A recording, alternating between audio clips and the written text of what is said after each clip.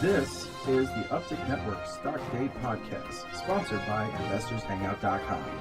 Penny stock news and interviews from the microcap world. Public information on OTC, pink sheets, and microcap stocks from around the world. With your host, Everett Jolly. On today's show, we have a very exciting returning guest. He is Ric Schumacher. He is the CEO of Pressure BioSciences, Inc. Well, they trade on the OTCQB under the ticker symbol PBIO. Pressure BioSciences develops, markets, and sells proprietary laboratory instruments for the medical field, also consumables, which is estimated about $6 billion in the life science markets. Rich, welcome to the show. Thank you. Thanks, Everett. Appreciate it. Give us a little bit more of a finer detail of what you guys do. I know you're one of the hardest working CEOs out there in the OTC markets. You guys have a real product, a real company. Tell us a little bit about it. Well, we are a life sciences tools company. What that means is we make instruments and related consumables that are used by researchers all around the world. When you think about biological researchers, people that are studying cells, viruses, bacteria, normal cancer cells, precancerous cells, animal, plant, human, microbial, whatever it is, most of the information we need, almost all of it, is contained in the actual cell itself and inside the cell. So I'm a scientist, and years ago, we would actually look at the outside of a cell and get a lot of information from studying the outside of a cell. We're now, Everett, at the molecular age. We need to get inside the cell. We need to look at the good stuff inside, the DNA, the RNA, the proteins, and the lipids and other things. Because the information we're looking for to try to develop the next drug, the next cure, the next preventive strategy can come from understanding and learning what all of these molecules tell us. So to get open the cells, we unfortunately use methods that I used many, many years ago when I was in the lab. We just crushed the samples. We crushed the cells, the viruses, the bacteria, the normal cells, etc. We crush them. We break them apart. What we do at Pressure BioSciences is we've developed a whole new way of opening up cells, a very reproducible, very controllable way. We actually put the cells in a small pressure chamber as part of an instrument that we sell. We have 5 different variations of this instrument, and we put inside the pressure chamber water. And then the sample, the cell, is put in a special test tube, a disposable test tube that's also filled with water or chemicals. We close the lid and we dial in the amount of pressure. We actually squeeze the water, which squeezes the cell inside the water, back and forth. We cycle it. We call it pressure cycling technology, or PCT. And by cycling the pressure, it's like squeezing a balloon or squeezing a sponge. Imagine taking a sponge and thinking that sponge is a cell, and inside that sponge is all the stuff that you want to get out, squeezing it back and forth as you squeeze things out. That's what we do with cells. We put them in pressure chambers. We dial in. We know what pressure every cell, every type of cell needs to have in order to break it open, and we dial in that pressure, and thus we control the process of breaking open cells and releasing just thousands and thousands of molecules, proteins, RNA, DNA, and lipids to be studied. And we introduce these products to different medical facilities nationally and internationally? We have. We are selling to the research, very important research community.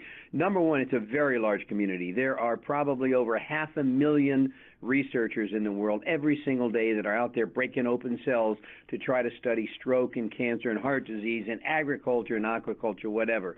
So we sell to the research community. The nice thing about the research community is because they're not giving out a patient result, we do not have to go through the procedures that a lot of companies have to go through when you sell into hospitals and clinics and labs. So that may be down the road for us when we're a much bigger and hopefully more profitable company. But at this point, we sell in the research community. We can develop something this week, Everett, and have it out next Monday as a new product.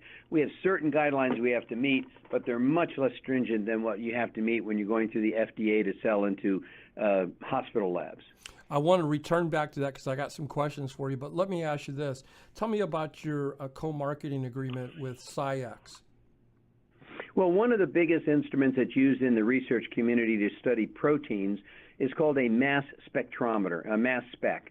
And a mass spec is a very expensive machine. It can cost anywhere from $500,000 to over $1 million, and it reads proteins. But you can't read proteins when they're inside or part of a cell. You have to break open the cell. So what researchers are doing as they're looking to study proteins, and remember, there are maybe as many as 10,000 different kinds of proteins in a single cell.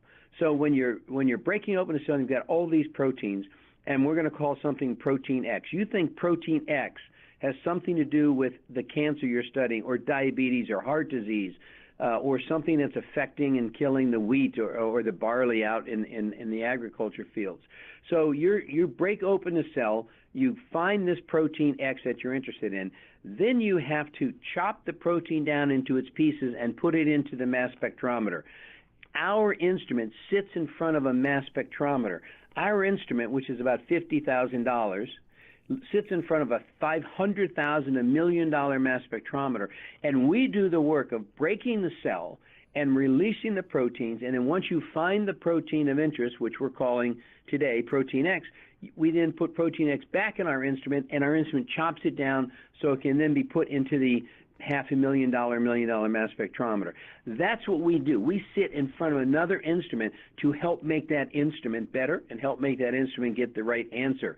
So when you look at the market for proteins and you look at the market for those protein labs that have mass spectrometers, we think there's about 16,000 labs in the world that have at least one mass spectrometer. So that's roughly 16,000 labs that we can look at as potential customers of ours using our instrument to sit in front of their mass spectrometer. So that's just one small, it's a very large market, but it's one market of multiple markets that we're going to be going after. So the markets are big, the markets are very important, and they're all in the research basis, and we're not inventing. They're now using other machines. Usually they're manual, and usually they're very destructive to break apart, to crush the cells, whereas our machine is much more controllable, and you can determine how much pressure, how many times you want to squeeze it, and how long under pressure you want to keep it. So it's we think, a much more controllable way to break open the cells. Let's switch course here a little bit. Let's talk about your balance sheet. I went over your 10Q, and I see that you guys paid off some debt. You raised equity. You closed a $2 million line of credit recently. How will this access to these funds kind of help you achieve your goals? Well, you know, the last question you asked about SCIEX. SCIEX is the largest seller of mass spectrometers that are being used for studying proteins in the world, and we have a co-marketing deal with them that just started this year, and we're just getting on our feet with it. And this is a co-marketing deal where we're going to work in conjunction with their sales and marketing and their distribution network to allow the world to understand that this small company called Pressure BioSciences exists, and this amazing technology called pressure cycling technology exists. And they're going to help us introduce this to their customer base. So with regards to SCIEX, we already have one person who's working directly with SCIEX all the time, and we have other people that ancillary to that person that are helping out. But our deal with SCIEX, terrific company, does not keep us from working directly or going directly after the other 5 or 6 major billion-dollar companies that also sell mass spectrometers in the world.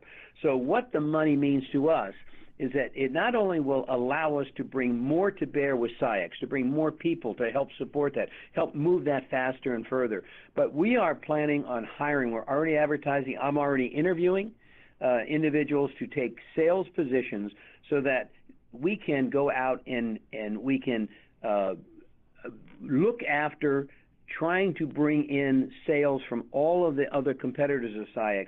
We cannot and will not do a deal with the companies themselves that make the mass spectrometers, but the thousands of labs out there that have a mass spectrometer from another company other than SCIEX.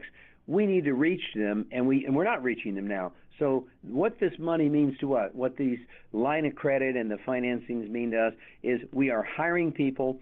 We're going to go from being a reactive company, which is not bad because our sales are growing. We've hit record sales in this year, just from being reactive because we're so small. But now that we have the cash, now that we have access to the cash, we're going to be increasing our sales force, increasing our marketing, increasing our presence, and looking at increasing our sales in a much faster manner now that we have access to cash.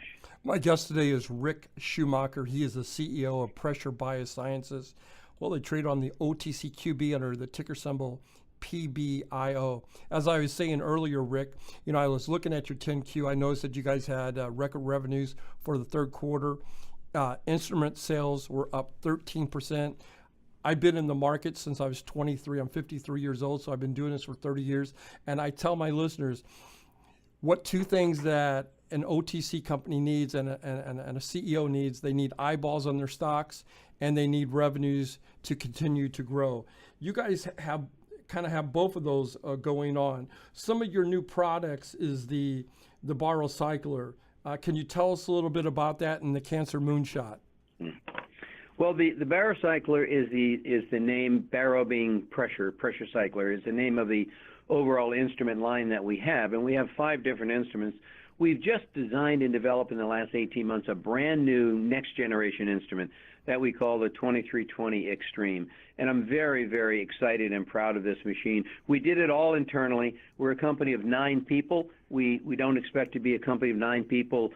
Perhaps even in the next 30 days, we expect to have more than 9 people. But to be able to do all that we've done and also design and develop and now have commercially available this brand new unit, I think is a testament to the hard work of my people. So, Everett, this instrument is it generates pressure as a pressure chamber. It generates pressure, but is fully computer controlled, unlike the previous versions, which were more microprocessor controlled. It has more bells and whistles. It can do more things. It can give the researchers more ability to change things as they try to break open these cells in a finite manner so that they can try to find as many of these what we call biomolecules, proteins, lipids that they can. Absolutely. And not hurt them as they're breaking them. Absolutely. So it's an amazing instrument. Now, the Cancer Moonshot you mentioned, this is an initiative that was announced on January 12th by President Obama. This is trying to get 10 years of cancer research done in the next 5 years. They're putting $1 billion to work, and I'm very proud to say that when we release the first 3 instruments of our brand new next generation 2320 Extreme, they were sold to a major cancer center in Australia, where they are. This cancer center is a collaborator of our National Cancer Institute, and they will be used to help test 70,000 tumor samples. 70,000, Everett, over the next 7 years, to help break them apart in a way so we can try to find the answers we've been searching for so long. Let me ask you this. You were on the show a little while ago, I think 3 months or something like that, and we talked about the possibility of listing on the Nasdaq. Where are we at in that process? Well, all I can tell you is that we are committed to bringing this company back to a larger exchange. We think Nasdaq is the right exchange. I can't say anything about that other than we do have a proxy that it's out, and a proxy to shareholders talks a bit about what we may have to do. We're asking permission to do things such as a reverse split, all as part of an uplist. That we think that I've taken a look at it multiple times with multiple people, and a lot of companies that are real companies with products and services and sales and a future, when they do an uplist from the OTC with a small raise, and it often requires a reverse split. Many of them do very well. Not all, but many of them do very, very well. So we're excited about the possibility of the potential of moving up.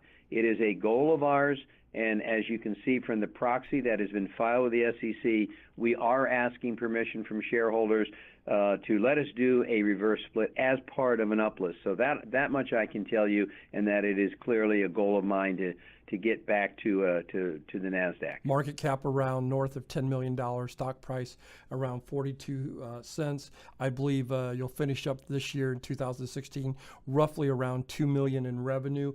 What can you tell us? What can we expect in 2017 in closing here? Well, the interesting thing about moving up to NASDAQ, if we do that, if we're so fortunate to be able to do that, is that, and this is obviously all public information, we have a lot of debt, a lot of liability on our balance sheet, but most of it will go away. Most of it is related to derivative accounting liabilities, and it's very clear that if this company were to move up to Nasdaq and raise $5 million or more while it does so, it will take the vast majority of our liabilities and convert them into stockholders' equity. So you're looking at a balance sheet now that doesn't look very pretty, but it's getting better. As you said earlier, we cleaned it up by paying off all of the bad debt. All we have is what I would consider good debt on the books now. But imagine this company if we were, able to move up to Nasdaq and do what's required to convert the good debt into equity. This would be a balance sheet that would have assets, that could be in the 8, 10, 12 million, and liabilities that could be in the under the 4 million. So quite a change from what you see now. Plus, as I've said, the money that we have access to now and any money that we get access to in the future is going to go primarily into hiring people that touch sales and marketing. We are going to be a sales-driven company. We've been a research-driven company developing our products up to now. Now, although we'll still do some product development, the major goal now from this point on is to get sales and marketing going, get that knowledge out there that we exist and what a great product line we have, and try to see, hopefully that will find its way into the value of the company for our shareholders. Pressure BioSciences is the company that we've been highlighting. They trade on the OTCQB under the ticker symbol PBIO. Our guest has been Ric Schumacher, CEO of Pressure BioSciences. Ric, I want to thank you for coming on the show. We're going to check back with you in a couple of months to see how things are going. Sounds great, Everett. Look forward to it.